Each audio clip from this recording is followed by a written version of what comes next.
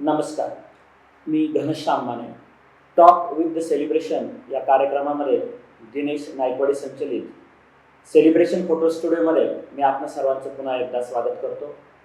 आजचा जो नवा एपिसोड आहे त्यासाठी निमंत्रित पाहुणे आहेत आपल्याकडं माननीय डॉक्टर गणेशजी नवले सर. नमस्कार सर. नमस्ते. सरांबरोबर आपण आज अर्थसाक्षरतेवर गप्पा मारणार आहोत. अर्थसाक्षरतेशी संबंधित विविध अँगलने आपण या प्रश्नाकडे बघणार आहोत. सर, ज्या वेळेला आपण बचतीचा विचार करतो तर आजकालपर्यंत फक्त बँकेच्या FDs, त्यानंतर आपण विचार केला जायचो रिअल इस्टेटचा आणि त्यानंतर सोने. तर या तीनही गोष्टी आपण थोड्याशा बाजूला ठेवणार आहोत आणि आपण बचत करताना थेट इक्विटीमध्ये करावी का, आणि इक्विटीमध्ये जर करायची नसेल तर त्याला ऑप्शन असणारा दुसरी जी गोष्ट आहे जी आज आपल्याकडं सर्वच तरुणांमध्ये लोकप्रिय झालेली आहे, त्याचे रिझल्ट्सही चांगले मिळत आहेत, त्या SIPमध्ये करावी का याविषयी थोडंसं जाणून घेणार आहे. तर माझा पहिला प्रश्न हाच असेल की आजपर्यंत पारंपरिकरित्या जर बचत करायची ठरली तर आपल्या बँकेच्या FDमध्ये असायचे, त्याचप्रमाणे पोस्टाच्या काही स्कीम्स असायच्या त्यामध्ये असायचे. तर त्याऐवजी आपण इक्विटीत जावं का, आणि इक्विटीत जात असताना थेट इक्विटीत सामान्य माणसाने आपला पैसा गुंतवावा की मी सांगितल्याप्रमाणे हा जे नवीन सगळ्यांचा ट्रेंड झालेला आहे तिकडे जावं? नमस्कार. सर्वप्रथम मी सेलिब्रेशन विथ माने सर आणि दिनेश नायकवाडे यांचे आभार व्यक्त करतो. आपण आज हा जो सेशन घेतोय अर्थसाक्षरतेचा, यामध्ये आपल्या सर्वांचं स्वागत. सरांनी प्रश्न विचारला की बचत या संदर्भात आपण काय निर्णय घ्यायला हवा, तर त्या संदर्भात मी मला थोडासा अल्पसा परिचय करून देतो. मी डॉक्टर गणेश नवले. गेली 7.5 वर्ष आपल्या समाजामध्ये आरोग्य धनसंपन्न समाज निर्माण व्हावा व त्याचबरोबर सर्वांनी अर्थसाक्षर होऊन स्वतःचं आर्थिक स्वातंत्र्य प्राप्त करावं यासाठी कार्यरत आहे. संगमनेर, अकोले, पुणे, नाशिक, कल्याण या ठिकाणी आपल्या ब्रांचेस आहेत. 11 जणांची फुल्ली डेडिकेटेड टीम या सगळ्या प्रवासामध्ये आपण काम करत आहोत. तर सरांचा जो सर आपला पहिला प्रश्न आहे की बचत, तर मुळातच आपण समजून घ्यायला हवं की आजपर्यंत जे झालं ते इथपर्यंत योग्य होतं, त्याला कुठे आपण नाव म्हणू शकत नाही. Nothing is right or wrong. तर फक्त आज जर आपल्याला हा अवेअरनेस येतोय की आज आपण बचत काय असेल, इन्व्हेस्टमेंट काय असेल, इन्शुरन्स काय असेल, तर याच्याकडे आपण थोडंसं चौकस बुद्धीने बघायला हवं. आणि बचत ही जी आहे ही आपल्या शॉर्ट टर्मचे जे गोल्स असतात त्यासाठी आपण यूज करतो. आणि तिचा जो काय ट्रॅडिशनल पॅटर्न जो आहे, बँक असेल, पोस्ट असेल, तर याच्यामध्ये आपल्याला इमर्जन्सी फंड म्हणून आपण त्याच्याकडे बघू शकतो आणि त्या कालावधीपुरतीच ती आपण करायला हवी. आपली जी पुंजी आहे ती सर्व जर आपण बचतीच्या पॅटर्नमध्ये जर ठेवली तर त्यातनं आपल्याला योग्य रिटर्न्स मिळत नाही, किंवा जे आपले आर्थिक उद्दिष्ट आहे ते आपल्या महागाईला जे काय क्रॉस करून आपल्याला कॅपिटल ॲप्रिशिएशन करून देत नाही. म्हणून आपला पहिला मुद्दा जो आहे, 3 कन्सेप्टनुसार आपण हे सगळं बायफर्गेशन करायला हवं. पहिली बचत म्हणजे आपल्याला फिक्स व्याज मिळतं.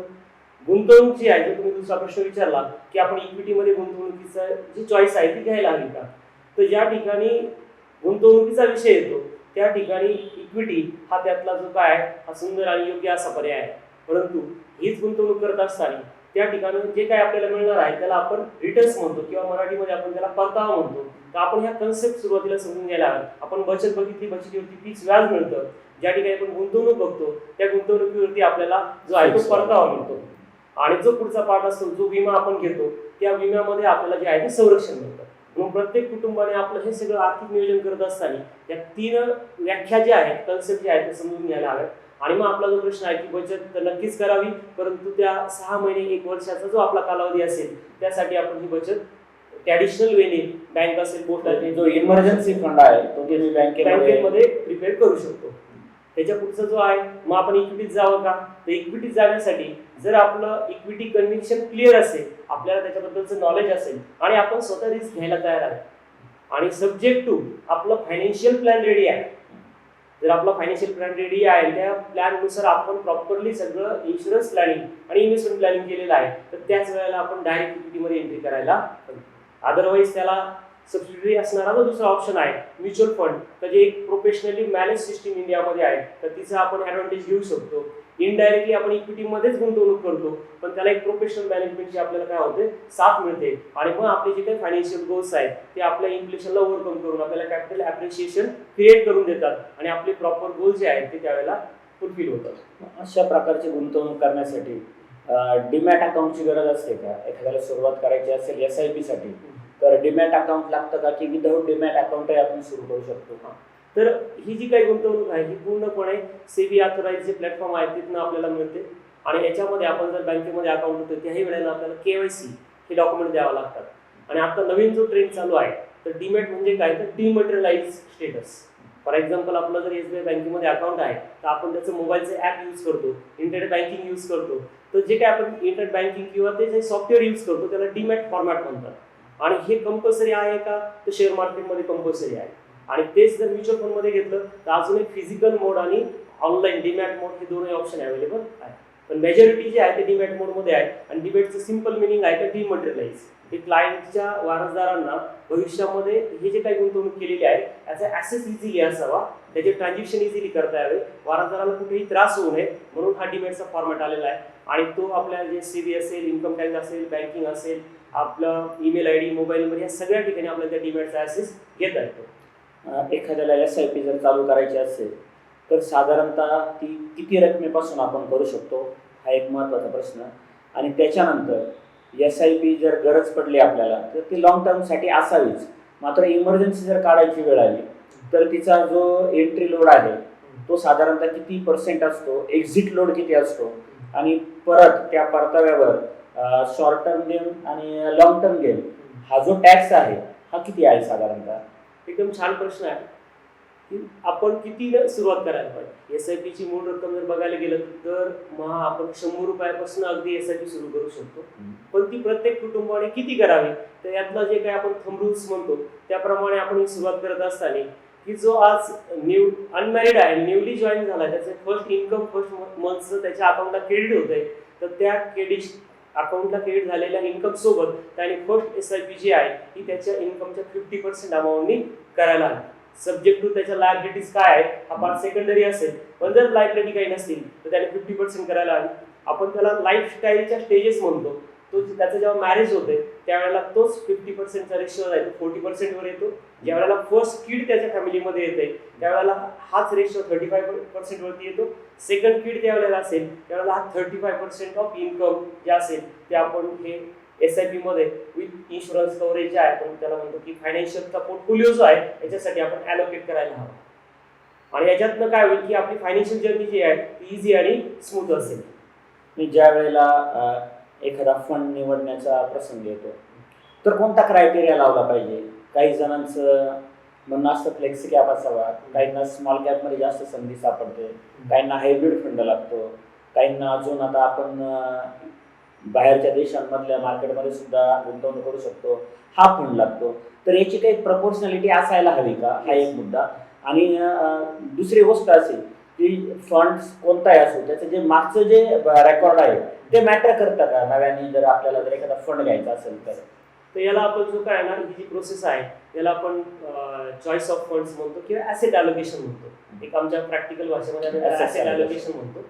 आणि मग हे जे काय ॲसेट ॲलोकेशन असेल तर हे करत असताना आपण त्या कुटुंबाची आर्थिक उद्दिष्ट जी आहे ती विचारात घ्यायला हवी आणि त्या आर्थिक उद्दिष्टांचा जो काही कालावधी असेल तर त्या कालावधीच्या नुसार मग त्यातनं आपण स्मॉल कॅप असेल, मिड कॅप असेल, फ्लेक्सी कॅप असेल, फंड ऑफ फंड असेल, फॉरेन मार्केट असेल, तर ह्या सगळ्याचं जे काही आपण इम्प्लिमेंटेशन आपल्या पोर्टफोलिओमध्ये घेतो हे सगळं करत असताना त्याचा बेस जो आहे तो आपले फायनान्शियल गोल्स आहे आणि गोल्सचा जो कालावधी असेल त्याच्यानुसार आपण हे सगळे फंड चॉईस करू शकतो.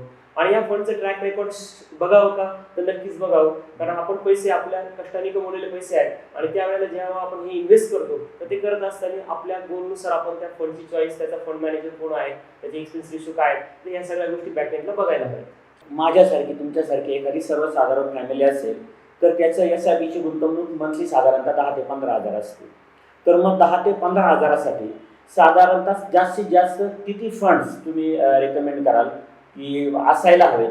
कारण असंही म्हटलं जातं की सर्वच अंडे एका बास्केटमध्ये नको आणि एका बास्केटमध्ये अनेकही अंडे नको. तर आपल्याला याचं मॉनिटरिंग करता आलं पाहिजे त्या फंड्सचं. तर 10, 15, 20 हजारापर्यंत जर कुणाची SIP असेल तर तर किती फंड्स त्यांनी सिलेक्ट करायला हवे साधारणतः हा जो पार्ट आहे, आपण फंड्स किती असं आपण अमाऊंट आपण एक सजेस्ट केली की 10 ते 15,000 आपण इन्व्हेस्टमेंट करतोय. ह्या 10 ते 15,000 साठी समजा 3 ते 4 फंडचं ॲलोकेशन आपण घ्यायला हवं. सब्जेक्ट टू परत आपले जे काही गोल्स आहेत त्या गोल्सच्या ड्युरेशन नुसार परत ते फंड्स वेगवेगळे त्यात बायफर्गेट होतील.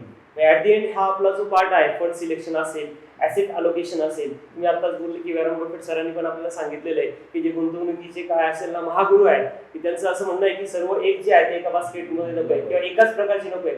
याचं मिनिंग काय आहे की आपण सगळे एकाच प्रकारचे फंड घ्यायला नको किंवा एकाच ॲसेट क्लासमध्ये, ॲसेट क्लास आपण ज्याला म्हणतो त्याच्यामध्ये मग डेट फंड आहे, बॅलन्स फंड आहे, इक्विटी फंड आहे, हे वेगवेगळे टाईप्स आहेत. याच्याप्रमाणे आपण ॲसेट ॲलोकेशन करायला पाहिजे. त्यानंतर इमोशनल ॲसेट्स आहेत की जे आपण म्हणतो की फ्लॅट असेल, कार असेल, गोल्ड असेल, सिल्वर असेल. तर ट्रॅडिशनली आपल्या इंडियामध्ये याला पण मॅटर करते की आपण आपल्या आयुष्यातला काही पार्ट याच्यामध्ये पण इन्व्हेस्ट करतो. पण हा करत असताना आपल्या आयुष्याची ती खरंच गरज आहे आणि जर गरज असेल तर आपण ह्या रिअल इस्टेट किंवा कमोडिटी मार्केटमध्ये इन्व्हेस्टमेंट करायला हवी. अदरवाईज आपला जो मेजर पोर्टफोलिओ आहे हा इक्विटी मार्केटमध्येच म्युच्युअल फंडद्वारे असायला हवा की जेणेकरून फ्युचरचे फायनान्शियल गोल्स आपले कम्प्लीट होतील. आणि मग पार्ट आहे की ॲसेट ॲलोकेशनमध्ये आपण 3 ते 4 फंड ज्या वेळेला घेतले त्याचं पण आपण इयरली रिबॅलन्स करतो. कारण आज जे काय आपण फायनान्शियल डिसिजन घेतले तेच पुढे 5 वर्ष, 10 वर्ष, 15 वर्ष या कालावधीसाठी फिक्स असतील असं नाही. आपल्या लाईफमध्ये पण इयर टू इयर चेंजेस होतात. आपलं इन्कम कधी जास्त होतं, कधी इन्कम कमी होतो, एखाद्याचा जॉब जातो, काही घरामध्ये मेडिकल इमर्जन्सीज होतात. तर असा हा जो पार्ट आहे, ज्याप्रमाणे एखादा पेशंट असतो आणि त्या पेशंटला जर समजा हार्टचा काही आजार असेल, ब्लड प्रेशर त्याला चालू झालेला असेल, तर त्याला वर्षातून एकदा त्याच्या कार्डिओलॉजिस्ट डॉक्टरकडे जाऊन त्याचं पूर्ण चेकअप करावं लागतं, बेसिक सगळ्या तपासण्या कराव्या लागतात. त्याप्रमाणे आपणही आपला जो काही पोर्टफोलिओ क्रिएट केलेला आहे, इन्व्हेस्टमेंट असेल, इन्शुरन्स असेल, तर हा इयर टू इयर रिव्ह्यू केला पाहिजे आणि अकॉर्डिंगली आपण डिसिजन घेतले पाहिजे. थोड्या वेळापूर्वी एक प्रश्न विचारला होता, त्याचं उत्तर थोडंसं आपलं राहिलेलं आहे अर्ध, यालाच जोडून घेऊया. समजा जर एखादा फंड आपल्याला वाटलं की आपल्या अपेक्षा इतका परतावा देत नाही आणि आपल्याला तो स्विच करायचा आहे, थोड्या वेळापूर्वी विचारलं तर ते एक एंट्री आणि एक्झिट लोड साधारणतः किती % असतो त्याचा? तर म्युच्युअल फंडच्या काही स्कीममध्ये सुरुवातीला एंट्री लोड हा होता. आता रिसेंटली सेबीने जे काही नवीन अपडेशन केले त्यानुसार त्याच्यामध्ये एंट्री लोड नाहीये, तर एक्झिट लोड हा प्रकार आहे. तर इक्विटी स्कीमला एका वर्षाच्या आतमध्ये जर आपण पैसे विड्रॉ करतोय तर साधारणतः 1% एक्झिट लोड असतो. त्याच्यामध्ये हायब्रिड कॅटेगरीज असतील, डेट कॅटेगरीज असतील तर त्यांना तो कमी कालावधीसाठी असू शकतो. पण एक कॉमनली आपण एका वर्षापर्यंत कन्सिडर करतो. आणि त्याचा जोडून तुमचा जो प्रश्न होता की टॅक्सेशन पार्ट काय आहे, तर मेजरली आपल्याकडे ग्रामीण भागामध्ये टॅक्स ह्या विषयावरती खूप सारे मिथ्स आहेत की असं वाटतंय की म्युच्युअल फंडला पैसे टाकतोय आपण, शेअर मार्केटला पैसे टाकतोय तर याच्यामध्ये खूप टॅक्स लागणार आहे आणि मग टॅक्स लागणार आहे म्हणून याच्यामध्ये बरेच जण गुंतवणूक करायचं टाळतात. तर माझं त्यांना फ्रँकली सजेशन असेल की टॅक्स नक्की किती लागतो, आपल्या ॲडवायझर सोबत बसा, आपल्या सीए सोबत बसा आणि ही जी गोष्ट आहे ना ही गुंतवून आपल्या प्रोफाईलनुसार, आपलं इन्कम पण प्रत्येक प्रोफाईलचं वेगळं असतं. कुणाचं 3 लाख असेल, 5 लाख असेल, 10 लाख असेल, त्याप्रमाणे इन्कम टॅक्सने टॅक्स स्लॅब केलेले आहेत. 5 लाखाचं आता तर बघा या फायनान्शियल इयरमध्ये 12 वर्षापर्यंत टॅक्स स्लॅब टॅक्स ऍप्लिकेबल 12 लाखापर्यंत. तर मग यानुसार हे टॅक्स ट्रीटमेंट जी आहे ती प्रत्येक इंडिव्हिज्युअल वेगळी असेल. परंतु आपल्यासाठी त्यातला टेक होम मेसेज असा आहे की म्युच्युअल फंड आणि शेअर मार्केटमध्ये जो टॅक्स लागतो एका वर्षाच्या आत जर आपण प्रॉफिट बुक करतोय त्यासाठी short term capital gain tax लागतो. एका वर्षाच्या नंतर जर आपण जातोय त्यासाठी long term capital gain tax लागतो, तो कमी असेल. तर शॉर्ट टर्म मध्ये आपल्याला तो 20% असतो आणि लॉंग टर्मचा जो आहे आफ्टर 1 इयरचा तो 12.5% आहे. आणि सगळ्यात महत्त्वाचा ह्या टॅक्स ट्रीटमेंट मधला जो मुद्दा आहे की हे जे काही टॅक्स ऍप्लिकेशन होतं, ही जी काय अमाऊंट आपली कॅल्क्युलेट होते, ही अमाऊंट टॅक्सची कुठेही किंवा हे जे काही इन्कम जनरेट होतं आपल्याला इक्विटीमध्ये, म्युच्युअल फंडमध्ये, हे कुठेही आपल्या सॅलरी इन्कम मध्ये किंवा बिझनेस इन्कम मध्ये किंवा आपल्या फॅमिली इन्कम मध्ये काउंट केलं जात नाही. बऱ्याच वेळा क्लायंटचं कन्फ्युजन असतं की माझा 20 लाखाचा इन्कम येत आहे आणि मी तुमच्याकडे पैसे गुंतवतोय, मला जर 2 लाख प्रॉफिट झाला तर माझ्या 22 लाखानुसार मला टॅक्स लागेल का? हे वेगळं असतं. तर हे मीच बरंचसं आहे. आणि आज इंडियामध्ये ज्या काही गोष्टी आहेत सगळ्या त्या प्रत्येक गोष्टीला टॅक्स ऍप्लिकेबल आहे सब्जेक्ट टू कंडिशन. आज आपण एखादी इन्शुरन्स पॉलिसी घेतोय त्याला पण टॅक्स ऍप्लिकेबल आहे. आज आपण एखादा इलिपचा प्लॅन घेतोय तिथेही टॅक्स ऍप्लिकेबल आहे. आपण जर बँक आणि पोस्टामध्ये जर गुंतवणूक करतोय तिथनं जो आपल्याला व्याज मिळतंय ते व्याज आपल्या मेन इन्कम मध्ये काउंट होत आहे. हा तो मेजर डिफरन्स आहे equity, mutual fund, share market plus आपलं जे काही सॅलरी इन्कम आहे. आणि हे ट्रॅडिशनल इन्स्ट्रुमेंट जे आहे, बँक असेल, पोस्ट असेल, आरडी असेल, एफडी असेल, तर इकडचं जे काही इंटरेस्ट मिळतो ते आपल्या मेन उत्पन्नात कन्सिडर केलं जातं आणि त्या टॅक्स स्लॅबनुसार टॅक्स लागणार नसतो. प्रॅक्टिकली जर आपण विचार करायला गेलं फॉर एक्झाम्पल लेट्स से की आपल्याला 15% CAGR म्युच्युअल फंड मध्ये झाला आहे, आपल्या अकाउंटला 15% पैसे क्रेडिट होतात. एका वर्षानंतर त्याला एक्झिट लोन ऍप्लिकेबल होत नाही. आणि मग जे काय 15% क्रेडिट झालं, दिवाळीच्या वेळेला आपल्या अकाउंटला पैसे आले, आपण ते पैसे खर्च केले, आपलं जे काय गोल्स होतं त्यासाठी, आणि मार्च नंतर आपल्या सीएचा फोन आपल्याला येतो की सर तुमच्या अकाउंटला ना XYZ अमाऊंटचा टॅक्स जनरेट झालेला आहे. आपण विसरून जातो की आपण काय ना 15% प्रॉफिट बुक केलेला आहे, पैसे विड्रॉ केलेले आहे. तर त्या 15%तनं 1.3% प्रॅक्टिकली टॅक्स आपल्याला थोडा आहे तो मार्जिनली आहे. तो आपण जर तो प्रॅक्टिकली कम्पेअर केला तर त्यातनं ऍब्सोल्यूट रिटर्न जे आपण म्हणतो त्याला तर 13.7% आहे. ज्यावेळेला 20% आपल्याला पैसे मिळाले त्यावेळेला 1.7% आपल्याला त्यातनं काय ना टॅक्स पाड गेला. एक अतिशय महत्वाचा पार्ट आहे. थोडक्यात मला सांगायचं की SIP मध्ये गुंतवणूक जो करतो ना, त्याचं बऱ्याचदा काय होतं की तो अधीर झालेला असतो, तो लॉंग टर्म पर्यंत जात नाही. परंतु तुम्हाला माहिती आहे की अल्बर्ट आइन्स्टाईनने कंपाऊंडिंग ग्रोथचा किती फायदा सांगितलेला आहे. तुम्ही 2-3 वर्ष राहिल्यानंतर जेवढा फरक पडेल त्याच्यापेक्षा फार फरक 7 वर्ष राहिल्यानंतर होतो.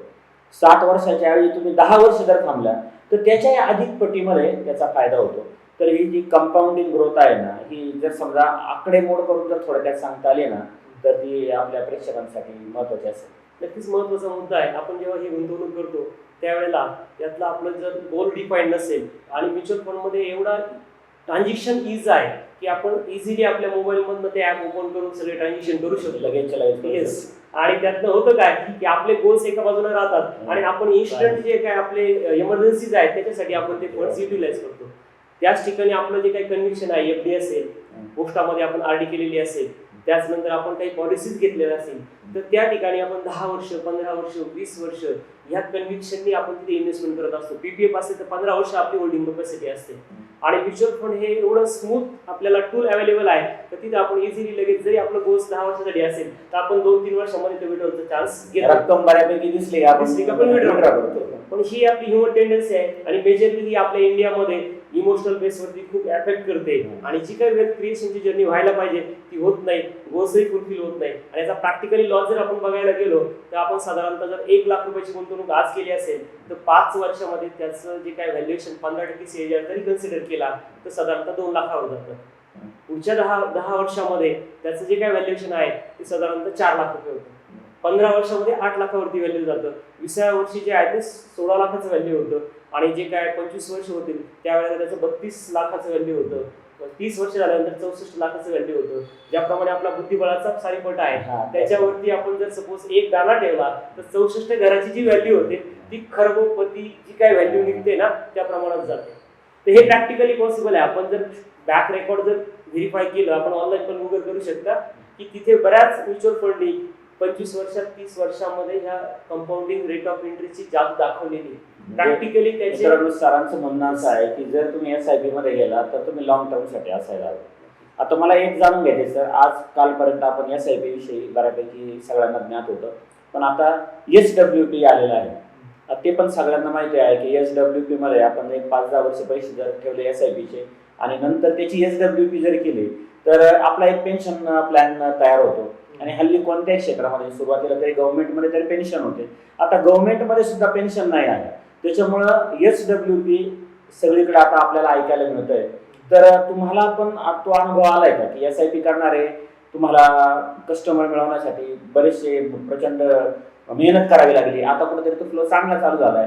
तर तसंच SWPचं आहे की त्यासाठी पण बऱ्यापैकी लोकांचं प्रबोधन करावं लागतं? SWP ही कन्सेप्ट जी आहे ही प्रत्येक फॅमिलीसाठी गरजेची आहे. दुर्दैव एवढंच आहे की अजूनही रिटायरमेंट ही कन्सेप्ट आपल्या कुटुंबामध्ये प्रायोरिटी गोल नाही येते. आपल्याकडे आजही आपण म्हणतो की आपला कृषीप्रधान देश आहे, संस्कारक्षम देश आहे, परंतु आजही आपल्याकडे जर वृद्धाश्रमांची जर निर्मिती होते तर आपलं रिटायरमेंट कसं असेल याच्यावरती नक्कीच विचार करायला हवा. आणि प्रत्येक फॅमिलीला बघा, आपल्याकडे प्रत्येक फॅमिलीची प्रायोरिटी असते की मुलांचं शिक्षण, त्यांची लग्न, त्यांची सेटलमेंट हा विचार करता करता आपलं आयुष्य पुढे निघून जातं. आपण त्याच्यावरती कधीच त्याचा रिकॉल करत नाही किंवा आपण त्याचं सिंहावलोकन करत नाही. पण आज ती वेळ आलेली की आपण आपल्या स्वतःच्या रिटायरमेंटचा कॉर्पस हा क्रिएट करायला हवा. आणि तो करत असताना मग आपल्या पुढे ट्रॅडिशनली लगेच येते की मग आपण काही पेन्शन म्हणून इन्शुरन्स प्लॅन घेऊया का, कुठे आपण पुस्तकामध्ये काही गुंतवणूक करूया का. तर हे सगळं करत असताना SWP नावाचं जे आपल्याकडे वेल एस्टॅब्लिश असलेला टूल आहे तो आपण आपल्या पोर्टफोलिओत ऍड करायला पाहिजे. सिस्टमॅटिक विड्रॉल प्लॅन, की जेणेकरून आपल्याला आपल्या महागाईचा जो रेट आता चाललाय 6.5-7% ही बेसिक महागाई आहे. आपण जर सेक्टर वाईज बघायला गेलं सर तर त्याच्यामध्ये वेगवेगळ्या प्रकारच्या महागाईचे आकडे आपल्या समोर येतील. तर मग आपण हे करत असताना SWP नावाचा जो टूल आहे तो आपण आपल्या पोर्टफोलिओत ऍड करायला हवा, की ज्याच्यामध्ये आपल्याला उत्तम प्रकारे आपल्या रिटायरमेंटला महागाईला कंट्रोल करून आपल्याला रिटर्न जनरेट होतील. आणि ही जी काही SWP ची अमाऊंट असते जी दर वर्ष 10 वर्षाला एक साधारणतः 12% CAGR पकडला.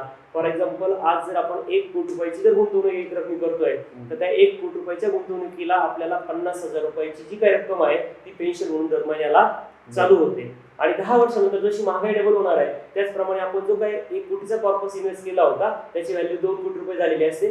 तीच आपली जी पेन्शन 50,000 झाली त्यावेळेला ती 1 लाख रुपये झालेली असते. सर थोड्या वेळापूर्वी तुम्ही म्हटले की इथून मागं काय झालं हे आपण त्याच्याकडे लक्ष नको द्यायला, पण काही चुकीच्या गोष्टी इथून मागं 100% झालेल्या आहेत, त्यामध्ये बदल व्हायलाच हवा. त्याच्यामुळं हा अतिशय महत्त्वाचा प्रश्न आहे तुमच्यासाठी की भारत जर सोडला नसतं तर जगभरामध्ये बचत आणि गुंतवणूक आणि विमा या गोष्टी वेगळ्या वेगळ्या होत्या. मात्र आपल्याकडे काय होत होतं की या गोष्टींची सरमिसळ होत होती. आपण विमा घेताना त्याच्यामध्ये रिटर्नचं बघत होतो, पण आजकाल काय व्हायला लागलेलं आहे की तरुणाई चांगली सजग झालेली आहे आणि आता गुंतवणूक वेगळी, बचत वेगळी, विमा वेगळा आणि परत मेडिक्लेम वेगळा याच्याकडे आपण जायला लागलेलो आहोत. तर प्युअर टर्म पॉलिसी जर तुम्हाला घ्यायची असेल तर ती त्याच्या उत्पन्नाच्या साधारणतः किती पट असायला हवी, कोणत्या वयामध्ये साधारणतः किती लाखाची कोटीची असायला हवी. आणि परत प्युअर टर्म पॉलिसीमध्ये 2 गोष्टी येतात.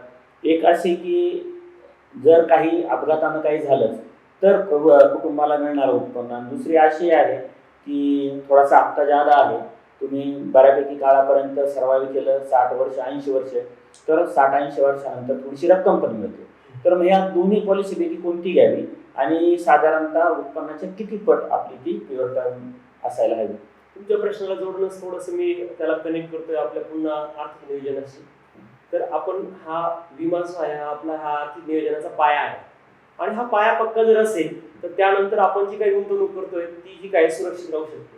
आणि मग ज्या ठिकाणी विम्याचा विषय येतो तर विमा घेत असताना भारतासारख्या कृषीप्रधान देशामध्ये, डेव्हलपिंग कंट्रीमध्ये ज्या वेळेला ही सुरुवात झाली त्यावेळेला भारतीय मानसिकता होती की मी जर काही पैसे देतो तर मला त्यातून काही रिटर्न्स मिळाले पाहिजे. तर ही एक कॉमन टेंडन्सी होती. परंतु आता आपण जगभरामध्ये सगळा सिनेरिओ बघतोय हे सगळं वातावरण बदललेलं आहे. परंतु दुर्दैव असं आहे की आजही जगामध्ये जर बघायला गेलं तर प्रोटेक्शन, प्युअर प्रोटेक्शन प्लॅन हे 75% प्लस दिले जातात. काही देशांमध्ये कॉम्बिनेशन अलाउडच नाहीये आणि आपल्या भारतामध्ये प्युअर प्रोटेक्शन प्लॅन जे आहे जे आपण टर्म इन्शुरन्स बद्दल बोलतोय तर हे 5%पेक्षाही कमी आहे. आपण 70% जगाच्या अजूनही मागे आहोत. प्रॅक्टिकली 70 पेक्षाही जास्त अजून मागे आहोत. परंतु हे यात ट्रॅडिशनली बदल व्हायला पाहिजे. कारण आज आपण बघितलं की करोनासारखी परिस्थिती आपल्याकडे येऊन गेली आणि त्याच्यामध्ये बऱ्याचशा काही कुटुंब जे आहेत ते फायनान्शियली डिस्टर्ब झाले. पण हे करत असताना ज्या वेळेला आपली सॅलरी सुरुवात होते, आपला व्यवसाय सुरुवात होतो आणि आपल्या पहिल्या वर्षाचे इन्कम ITR बनले जातात त्यावेळेलाच आपण जेव्हा आपलं वय कमी असतं आपण मेडिकली फिट असतो, यात पण क्रायटेरिया लागलेले असतात. हप्ता पण एखादा नवीनच जॉबला लागलेला आहे, वय वर्ष 25 आहे, 1 कोटीचा जर टर्म इन्शुरन्स तो घ्यायला गेला तर त्याला 7 ते 8,000 रुपयामध्ये त्याला टर्म इन्शुरन्सचा कव्हर होतो. पण तो जर त्या वय वर्ष 25 जर 35 ला घ्यायला जातोय त्यावेळेला तो 25,000 जास्त हप्ता गेलेला असतो. म्हणून जेवढं तुमचं वय कमी असेल, तुमचं इन्कम स्टार्ट झाले त्या क्षणाला आपण तो टर्म इन्शुरन्स घ्यायला हवा. आणि तो किती घ्यावा तर त्यावेळेस जे आपलं इन्कम आहे त्याला एक मल्टिप्लिकेशन फॅक्टर असतो, त्याला आपण ह्युमन लाईफ व्हॅल्यू म्हणतो. ह्युमन लाईफ व्हॅल्यू ही अशी आहे की आपल्या बिहाफ नंतर आपल्या कुटुंबावरती फायनान्शियल किती इम्पॅक्ट पडू शकतो, आर्थिक दृष्ट्या आपल्या कुटुंबाला किती संकट येऊ शकतात. तर त्याचं कॅल्क्युलेशन येतं की ज्या वेळेला आपलं वय 35च्या आतमध्ये असतं आपलं उत्पन्न गुणिले 25 हा एक साधारणतः त्याचा थंब रूल आहे आणि त्यानुसारचं इव्हॅल्युएशन आपलं क्रिएट होतं. फॉर एक्झाम्पल एखाद्या क्लायंटचं एज इन्कम जे आहे ते 4 लाख आहे तर ते 4 लाख गुणिले 25 1 कोटीचं त्याचं व्हॅल्युएशन होतं. त्याच्या मॅक्झिमम ह्युमन लाईफ व्हॅल्यू एवढा त्याने टर्म इन्शुरन्स घ्यायला. आता तिथे परत एक मुद्दा येतो की ज्या वेळेला आपल्याला टर्म इन्शुरन्स घ्यायचा आहे त्यावेळेला कंपनीची निवड करताना फक्त तिचा सेटलमेंट रेशो किती एवढंच बघायला हवं की अजून काही पाहायला हवं. तर याच्यामध्ये IRDAI ॲप्रूव्ह साधारणतः 20 ते 25 कंपन्या भारतामध्ये आहेत. LIC असेल, टाटा AI असेल, HDFC लाईफ असेल, कोटक लाईफ असेल, बजाज लाईफ असेल याप्रमाणे. तर याच्यामध्ये आपण ज्या वेळेला कंपनीची चॉईस करतोय तर क्लेम सेटलमेंट रेशो हा बघायलाच हवा. त्यासोबतच एक सॉल्व्हन्सी नावाचा रेशो असतो. त्याच्यानंतर त्या कंपनीचं जे काही ट्रॅक रेकॉर्ड आहे ते आपण थोडंसं बघायला हवं, कारण ज्या वेळेला क्लेम येणार त्यावेळेला आपण नसणार आणि म्हणून मग त्याच्यामध्ये तो जो काही क्लेम आहे तो इझिली हँडल व्हायला हवा, इझिली सेटल व्हायला हवा या संदर्भात आपण कंपनीचं रेकॉर्ड आहे. आणि दुसरा पार्ट जो महत्वाचा आहे, ही जे काही आपण इन्शुरन्स सर्व घेतो, हेल्थ इन्शुरन्स असेल, टर्म इन्शुरन्स असेल, ऍक्सिडेंटल इन्शुरन्स असेल, हे शक्यतो ऍडवायझर थ्रू घ्यायला हवे. आपण 1-2% ऑनलाईनच्या डिस्काउंटच्या मागे जातो, पण ज्या वेळेला क्लेम येतो त्यावेळेला आपल्याला कोटी रुपयाचा आपण धोका आजच पत्करतोय 2% डिस्काउंटसाठी. तर असं न करता ते जर आपण ऍडवायझर थ्रू घेतलं की त्यातल्या ज्या काही बारीक सारीक गोष्टी असतात त्या आपल्या पूर्ण आपली स्वतःची लाईफस्टाईल असेल, आपला हेल्थ स्टेटस असेल, आपलं इन्कम असेल, आपलं सोशल नेटवर्किंग असेल, आपण पॉलिटिकली एक्सपोज आहोत की नाही, हा सगळा सिनेरिओ आपल्या ऍडवायझरला माहीत असतो आणि त्यानुसार आपलं प्रपोजल फिलअप केलं जातं. आपण ज्या वेळेला टर्म इन्शुरन्स घेतो त्यावेळेला याला आपण जे काय ना हे अंडररायटिंग प्रोसेस म्हणतो. आणि ही जर कोणत्याही प्रकारचा विमा घेताना जर त्यावेळेला प्रॉपर झालेली असेल तर क्लेम होताना त्याच्यामध्ये कुठेही अडचणी येत नाही. म्हणून आपण याच्यामध्ये ही काळजी घ्यायला हवी. टर्म इन्शुरन्स विषयी आपण बोललो. आता आपला शेवटचा जो भाग आहे, शेवटचा लास्ट बट नॉट लिस्ट, तर तो आहे हेल्थ इन्शुरन्सचा. तर हेल्थ इन्शुरन्स घेत असताना सुद्धा आपल्याकडे बऱ्याचदा काय होतं की अजून खेड्यापाड्यापर्यंत ते हॉस्पिटल्स आहेत तेवढे कनेक्ट झालेले नाही आहे. तो एक थोडासा इश्यू येतो. तर मग ज्या वेळेला हेल्थ इन्शुरन्स घ्यायचा आहे, सपोज जर 4 जणांचं कुटुंब जर असेल तर तो घेताना कोणता क्रायटेरिया वापरायला हवा. हॉस्पिटलची अवेलेबिलिटी हा सपोज एक झाला, याच्या बरोबरीनं अजून काय काय पाहायला हवं. आणि एक चौकोनी कुटुंब साधारणतः जे आपलं असतं त्याच्यासाठी आजच्या काळामध्ये किती लाखाचा आपल्याला तो इन्शुरन्स, हेल्थ इन्शुरन्स असायला हवा. हेल्थ इन्शुरन्स हा आपल्या ह्या सगळ्या जर्नीमधला पहिला पार्ट आहे. इन्शुरन्सची जेव्हा आपल्याला सुरुवात करतो त्यावेळेला पहिला आपला हेल्थ इन्शुरन्स हवा. मग त्या हेल्थ इन्शुरन्स घेत असताना आपण जसं बघितलं की 14 जणांचे आपलं जर कुटुंब आहे, आपण ज्या एरियामध्ये राहतो त्या एरियाच्या नियर बाय 100 किलोमीटर्समध्ये जे हॉस्पिटल्स अवेलेबल आहेत तर तिथे आपल्याला कॅशलेस सुविधा कोणाच्या चांगल्या अवेलेबल आहेत, हॉस्पिटल्स कोणती चांगली अवेलेबल आहेत आणि त्या कंपनीचा क्लेम सेटलमेंटचा रेशो किती आहे. तर याच्यानुसार आपण ते चॉईस घ्यायला हवी. आणि ते जे काही आपण प्रोडक्ट घेतोय त्याच्यामध्ये काय बेनिफिट्स आहेत. बऱ्याच वेळा आपण फक्त कंपनीचा ब्रँड बघतो, पण त्या प्रॉडक्टमध्ये त्या ब्रँडची व्हॅल्यू इन्क्लूड आहे का, ते बेनिफिट आपल्याला दिलेले आहेत का, ते आपण बघायला हवेत.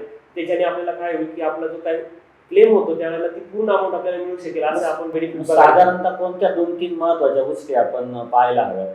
कारण ते ज्या वेळेला लिहिलेलं असतं छोट्या छोट्या अक्षरात 2-5 पानं असतात, तर तुम्ही आता म्हटलं की काही गोष्टी त्या ब्रँडच्या रिफ्लेक्ट होतात का नाही आपल्याला पाहिजे. मग कोणत्या 4-2 गोष्टी त्याच्याकडे आपण लक्ष दिलं पाहिजे. त्यात थोडंसं हा विषय समजून घेण्यासाठी आपण थोडंसं एक एक्झाम्पल घेऊया की ज्याप्रमाणे जर आपण 3 लाखाची जर एखादी गाडी घेतोय तर ती 3 लाखाची गाडी जी आहे ती आपल्याला फॅसिलिटी कशी देणार आहे, ज्याप्रमाणे ती ब्रँड व्हॅल्यू 3 लाखाची आहे त्याच प्रमाणे देणार आहे. त्याच ठिकाणी जर आपण एखादी 10 लाखाची गाडी घेतोय आणि त्याही सेगमेंटमध्ये आपण जर टॉपचं मॉडेल घेतोय तर टॉपचं मॉडेल आपल्याला ऑल फीचर इन्क्लुडेड असतं. मग आपण हेल्थ इन्शुरन्स मध्ये जेव्हा येतो त्यावेळेला बेसिकली आपण surgical material, non medical expenses जे आहे हा रायडर आपल्या पॉलिसीत आहे का हे बघायला हवं.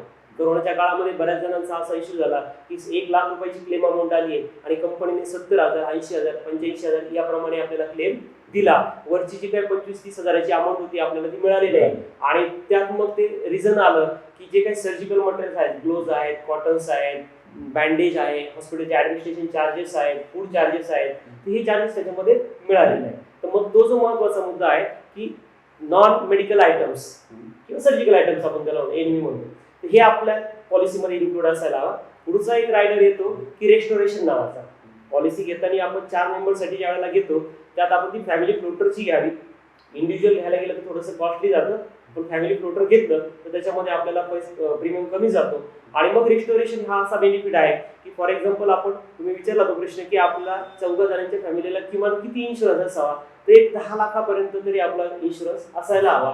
आणि त्या 10 लाखाला जर वय वर्ष 35 आहे, हजबंड, वाईफ आणि 2 चाइल्ड अशी जर फॅमिली असेल, या 14 फॅमिलीसाठी 10 लाखाला 15 ते 18 हजारच्या आसपास प्रीमियम असू शकतो. आणि मग यामध्ये जो रेस्टोरेशन नावाचा बेनिफिट आहे त्याचं मिनिंग असं आहे की फॉर एक्झाम्पल एकाच व्यक्तीचा काय असेल ना, वर्षभरामध्ये 3 प्रकारचे क्लेम झाले परंतु आजार एकच होता. ती व्यक्ती 3 वेळा ऍडमिट झाली आणि 3ही वेळेला पूर्ण जी काही रक्कम होती 10 लाख ती वापरली गेली. तर जर रेस्टोरेशन नावाचा बेनिफिट आपल्या पॉलिसीमध्ये असेल तर त्यावेळेला 3ही क्लेम सेटल होते. त्या बेनिफिटसाठी आपल्याला हार्डली त्या 18,000मध्ये 1200 ते 1500 रुपये अजून ऍडिशनल द्यावे लागतात, परंतु आपला प्रत्येक 10 लाखाचा क्लेम त्याच्यामध्ये ऍप्लिकेबल होतो.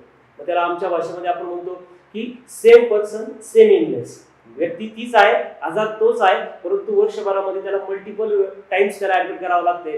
तर असं अनलिमिटेड टाइम्सचं रेस्टोरेशन आपल्याला त्याच्यामध्ये मिळतं. आणि त्याच ठिकाणी जर एखादा क्रिटिकल इलनेस असेल, कार्डियकचे काही इश्यू असतील, कॅन्सर सारखे काही आजार असतील, तर तिथे वर्षामध्ये 30 लाख 40 लाख 50 लाख असे पण खर्च येतात. ही 10 लाखाची पॉलिसी आपल्याला 50 लाख पण देऊ शकते. तो एक सिंगल रायडर आपण त्याच्यामध्ये ऍड केला. सर तुम्ही आता एक उल्लेख केला कोरोनाचा काळ. कोरोनाच्या काळानंतर काय झालं की सगळ्याच्या सगळ्या एजन्सीजने म्हणजे त्यांचे रकमा भरपूर वाढवलेल्या आहेत. वार्षिक हप्ता होता पहिला त्याच्यापेक्षा 40% 50% पर्यंत वाढलेला आहे. मग हा हप्ता जास्त झाल्यामुळं बरेच जण त्यातनं लेफ्ट झाले, काहींनी ती रक्कम कमी केली. तर त्याच्यावर अजून एक उपाय असा आहे की एक विशिष्ट रकमेपर्यंत, समजा 50,000 असेल, 1 लाख असेल, तोपर्यंत जर हॉस्पिटलायझेशन झालं तर ते मी माझ्या परीने करेन. आणि त्या 50,000च्या 1 लाखाच्या पुढचं जे काय हॉस्पिटलायझेशन असेल त्याचा खर्च विमा कंपन्या करतील. अशा पद्धतीचा जर विमा काढला तर त्याच्यामध्ये साधारणतः 40 ते 50% रक्कम विम्याची कमी होते. तर सध्या हा एक थोडासा कम्फर्ट देणारा अशा प्रकारचा विमा आहे. कारण एक 5-50 हजार रुपये आपण इझिली खर्च करू शकतो. प्रश्न पुढचा नंतरचा येतो आणि ही गोष्ट कोणाला माहित नाही. तर एक थोडस याच्यावर सांगा. तर हा जो आपण सांगितलेला मुद्दा जो आहे याला आपण डिडक्टेबल म्हणतो. आपण जी काही पॉलिसी घेतो, लेट्स से की माझी 10 लाखाची पॉलिसी आहे आणि मी जर त्याच्यामध्ये 50,000चं डिडक्टेबल घेतलं, तर डिडक्टेबल काय आहे की वर्षभरामध्ये जर माझा पहिला क्लेम जर 50,000च्या आतमध्ये येतो, पहिला असेल दुसरा असेल, टोटल जी क्लेम अमाऊंट आहे ज्या वेळेला ती 50च्या पुढे जाईल त्यावेळेला मी कंपनीला तो क्लेम सबमिट करणार आहे. पण जर 50च्या आतमध्ये येते तर त्यावेळेला मी तो स्वतः बिअर करणार. पण अशा केसेसमध्ये आपल्याला 30%, 40%, 45% पर्यंत डिस्काउंट मिळतो आणि आपल्या खिशावरती जे बर्डन येत आहे तर ते कमी होऊ शकतं.